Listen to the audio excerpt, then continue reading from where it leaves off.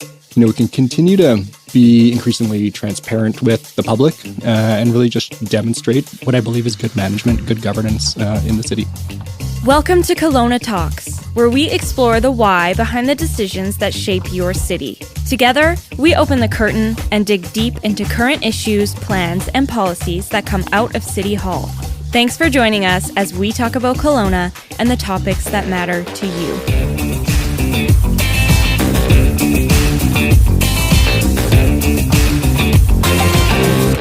Hi everyone, I'm Bob Evans, Partnership Director at the City of Kelowna and host of our Kelowna Talks podcast. I acknowledge that our community is located on the traditional, ancestral, unceded territory of the Syilx Okanagan people. We are talking today about big picture planning and what that looks like for us as a city. Where do we want to be as a city in 20 or 40 years? How do we get there?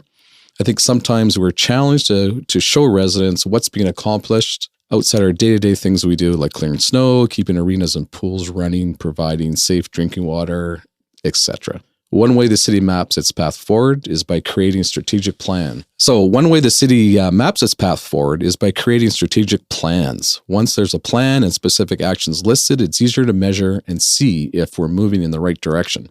Joining us today is Mr. Mike McGreer, our Corporate Strategy and Performance Manager. Welcome, Mike. Hi, Bob. Nice to be here. Yeah, glad to have you finally. So we usually start off by a little session on, tell us about yourself and what you like to do when you're not planning the future of our organization. So what makes Mike McGreer tick? I've been in Kelowna for 5 years. I have 3 and 5 year old boys at home, so lots of family time these days, which is getting to be lots of fun right now as they evolve into these little humans. You'll find me and us outside, definitely active and ski at the beach lots. And it's outside. I volunteer a bit with the Canadian Mental Health Association on the community side. So a really good organization there. Yeah.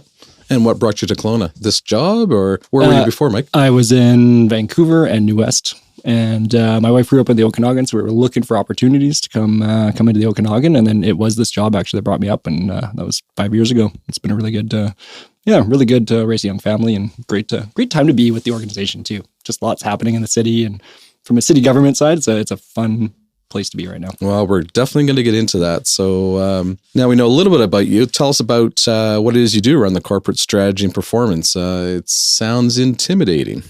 I always say it sounds vague. I have the vaguest job title in the city maybe, but I think at the core, we really help the organization and then business units in the city answer a couple of really basic questions. And it gets more complicated underneath, but at our core, it's, what are the plans or the intent for the future? And then, what are the projects that you're working on and how are those projects going? They're going to get us there. And then ultimately, how do you know if we're getting there? And that's often where we come into things like the reporting or performance measurement. So how do you know? Are we busy or are we actually making a difference? So have we done this very long as a city? And is this new? And what's our history for strategic planning in the city? This isn't something new at the city. We've done this. And I think this has been a strength of the city for a long time and definitely predates my time at the city. Right. We are, I believe, really good long-term planners. That's just in our nature as cities because we have to work on these really long time horizons, right? It's a year or 2 years, but out 20 year for servicing plans. You think about big infrastructure like airports and runways or wastewater treatment plants. So I think we've always done this where we're looking to be more just continue to improve and build on those that come before us is just the rigor and the consistency that we do across the organization, and then really improving like the storytelling and that communication with the public as well, so that we can continue to be increasingly transparent with the public and really just demonstrate what I believe is good management, good governance in the city. Well, that's what I was going to ask you. Why? Why do we do this? Why do we go through this painful process of strategic planning and what's our intended outcome? When you think about why this work is important, at its core, I think really about good governance. It's about good management discipline. It's about really increasing the level of transparency with the public, our residents, council, and those internally as well. One thing that really strikes me is I look at, sometimes you see these things like a trust barometer. So PR firms often will put out sort of some surveys. And one thing that comes back consistently is like a decreasing level of trust in institutions. And so this is one place that I think is, really reinforces the value of the work that I think we'll see the need for this kind of Accountability. Exactly. Yeah. Okay. Increasing over time, not Sure. less, right? And I think Sure. we're all under, think about myself as a resident in the city, we're all under increasing pressure. I think pressure on budgets and resource allocation will be, again, increasingly under, maybe not under scrutiny is not the right way, but definitely people wanted to see what's the value. What's the value of their tax dollar at work? Yeah, which is understandable. I too am a taxpayer, so I want to know, Mike. Okay, Imagine Kelowna is our overreaching long-term vision, which was created by community input when we asked the city of Kelowna general public, what they wanted Kelowna to look like in 20 and 40 years. So is it a challenge turning that vision into a reality? So the interesting part about working for a city, again, is the long time horizons, or maybe the range of time horizons that we have to work in. And so other cities do this as well, put out, sometimes it's a 100-year plan, sometimes it's a 40-year plan.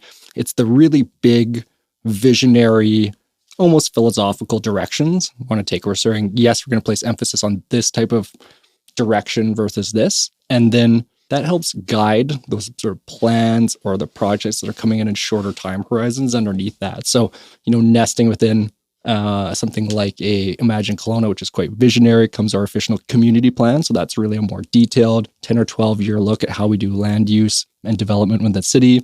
That helps guide documents and thinking, I should say, around transportation, around servicing. So where do the pipes go in the ground? To what degree? So this is really sort of like work back and nested thinking. It gets increasingly detailed as the time horizon gets shorter. Well, and that was sort of one of my questions, is that we have these strategic plans. And we're good at the city of creating plans. We have multiple plans. The official community plan you mentioned, transportation master plan, cultural plan, airport plan. We love our plans. So how do we stay focused on the bigger goals and objectives with these plans? And that's part of your job, is the strategic side of that. So again, just to make sure these plans, we put a lot of effort into them, and I'm not downplaying them in any way, shape, or form. It's super key to get these plans established and get public input and get us focused.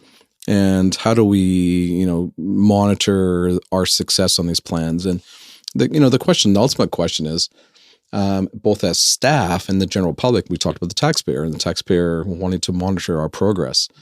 How do you communicate that progress to both staff internally and the general public externally? What tools are available to you to do that? What have you been utilizing? One really useful tool we've been looking at to monitor our progress on plans, and more generally, what we said is important and acknowledge is important for residents, right? Because that's what it always comes back to. And so one example that we started in 2019 was a public-facing reporting on council priorities. And so the format of this is where council articulated a number of priorities, and we have this annual cadence of putting out a public report to say, well, how specifically did we do on that? And what it shares is something like some data over time on a specific area. So maybe it's resident sense of safety, for example. Right. So we have data over time, and we are really clear about how we measure that specific result, which provides clarity on that priority, right? So something like sense of safety in the community.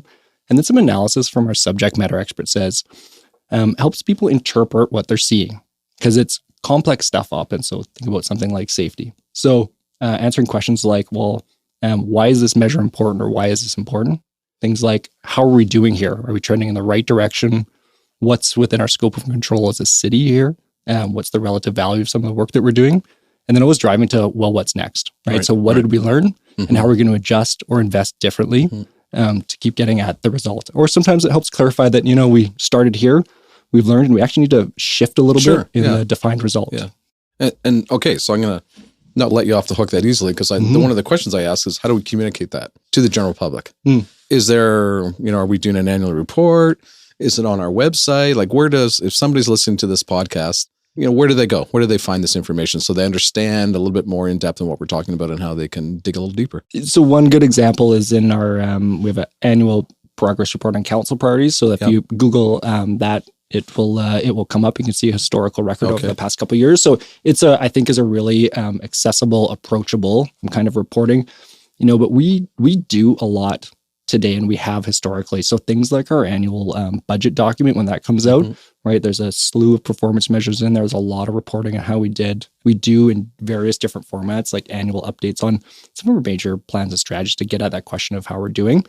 And we're continuing to refine how we communicate that to the public. So what we'll see, coming into 2023 is more of that interactive presentation. So taking it out of a PDF in a council report that's a bit harder to access sometimes, unless you really know to look for it, but really make this more approachable and really provide some context to help or continue to provide context to help the public understand. And again, be really transparent about this and in our progress. Well, it's a good segue to my next question. We have a new council, a new mayor, and several new councillors inside of that council.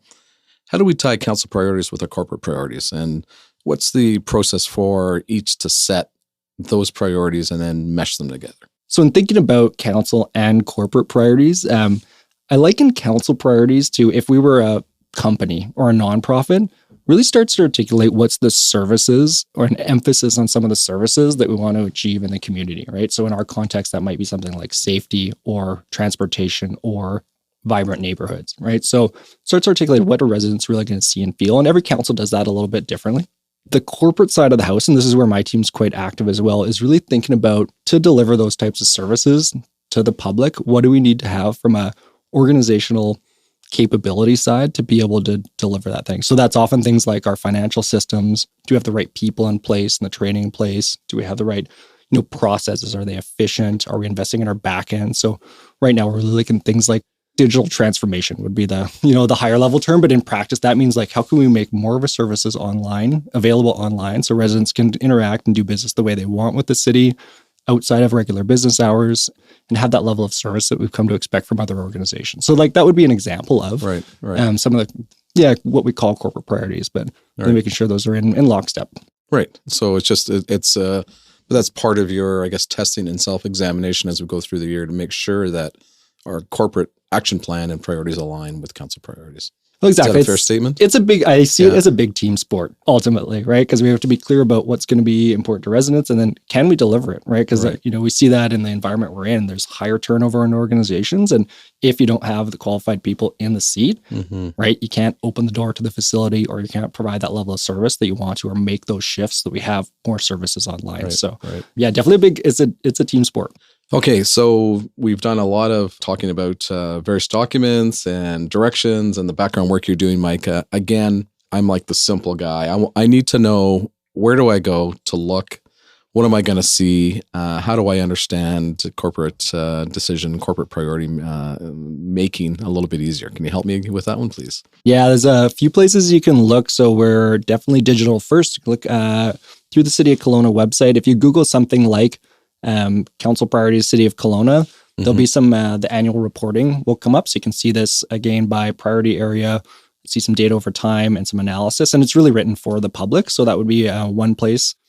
We are, as of the time of recording, we have a new council coming in, so some of this will take a little bit of time to unfold into the future, but in the first half of 2023 we're working with a couple of our internal teams to take what has been primarily a kind of PDF level of reporting that can be sometimes hard to access and put it into a similar format and approach where it's a little bit more accessible, a little bit more interactive online. So start to see more of this public-facing bundled reporting. So you can go in as a resident. Over time, we'll be able to think, well, how do I want to see the progress? Is it by a council priority? Is it by a specific plan type?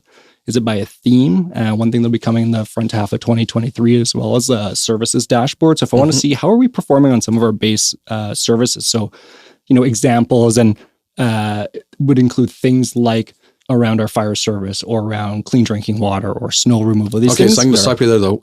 Again, you're assuming people know what a dashboard is. Oh, thank you. I know what it is, but tell me what does that look like to somebody, a resident of Kelowna? Yeah, perfect. It's not the dash of my car. What? Oh. Yeah, no? Okay. So we were looking for, if I'm a resident wanting to see this information about how the city's doing, what we're building over time is really more accessible information. So if you do something like Google City of Kelowna Council Priorities, you'll see a very public-facing report online on the website that shows things like by priority area, some data over time to see a trend and some analysis. So these are graphics. Exactly. So like pie charts, bar charts, whatever, easier things to understand. Exactly. Like highly visual. We can click through and interact. I like highly visual. Yeah. Exactly, right. Yeah. And I think it's written for public consumption for sure. And then what we're building out over time is really doing that with more areas. So if somebody's interested in how we're doing on a specific plan or maybe a theme, so something like official community plan or land development, for example, is putting more of that content in a similar format on our website, and then where it's interactive, more visual. And then we're also looking at something that shows more of our progress on our core services. Right. So we do a lot there. Things that would be things like snow and ice removal or clean drinking water or first responder services. These things that we know are really important to residents and are really core of our businesses where we spend a lot of money. So we want to be, again, really transparent about how are we doing today. Right. And you were mentioning that what's coming in first quarter 2023? Yeah, so definitely front half of 2023, we'll see things like official community plan or transportation master plan, and then some suite of services. And I expect that'll continue to unfold over time. Okay. We're probably coming towards the end of our time, believe it or not. It's a pretty short time frame here. And is there anything else that you wanted to get across to our listeners today that we haven't talked about, Mike? Maybe two things. I was going to run through a really simple example, and I think I alluded to it earlier, but if we take this kind of strategy and performance conversation is something that's in our personal lives, for example, is sometimes I use the example of if you wake up January 1st and you're thinking about your New Year's resolution, and you might say something like, I want to get healthy this year. And that's really good intention, but then you have to think about make some choice here. Does that mean stop smoking or does that mean lose 10 pounds? Right. And so that's sort of that upfront strategy piece of we're saying yes intentionally to some things and saying no or putting less emphasis on something else, because that'll drive what actions you take. So if we follow that example down, then I want to lose 10 pounds over the next year, right? That's a pretty clear choice. And then the actions I'm going to take probably look something like maybe eating a little bit less and exercising a little bit more. So that starts to get at the work you're doing, and you can assess if you're doing that work. The other piece on the performance side is, at the end of the year, this one has a nice clean measurement. It's 10 pounds within a year. Getting clarity on that is really important. But one of the things we also look at is not just where do I want to be, because you can't actively manage your weight during the year. But you can actively manage something like how many calories I've consumed each day or week and how many calories have I burned each week. And so it's this thing you can really actively manage day to day or week to week to get at that result. And so it's a pretty simple example, right? If you look through something like weight loss, but if you look at something more complex like housing affordability, or safety in the community, or homelessness and social issues, right? We're part of a complex system. So defining what the result we want to get to can be a little tricky. So like on the safety side, does that mean resident sense of safety, or does that mean safe from fires? Yeah, how do you define it? Yeah. Right. Yeah. And that has really large implications for the body of work and how we invest as a city. So it's definitely, we're in a really complex space. And I think that's what makes the work really fascinating, but it's also challenging, right? We started talking at the top of how do we define where we're going and how do we know?